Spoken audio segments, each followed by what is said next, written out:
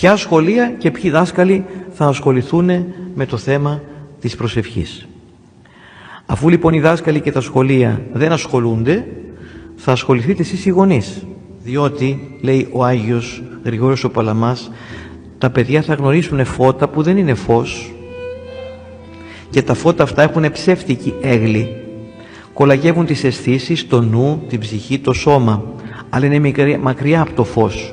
Το φως είναι ένα, είναι το φως του Χριστού. Δηλαδή, το φως της βαφτισής μας, το φως της Θείας Ευχαριστίας, το φως της Αναστάσεως, το φως του ζωδόχου τάφου, το φως της μεταμορφώσεως. Ένα φως. Στόχος της πνευματικής ζωής, λέει ο Γρηγόριος ο Παλαμάς, είναι να επιστρέψει ο άσωτος στο σπίτι από όπου ξεκίνησε. Την παραβολή του ασώτου την ξέρετε. Λοιπόν, ο άσωτος νους που γυρνάει σαν τον αλήτη στα σοκάκια της αμαρτίας και προσκολάται σε αντικείμενα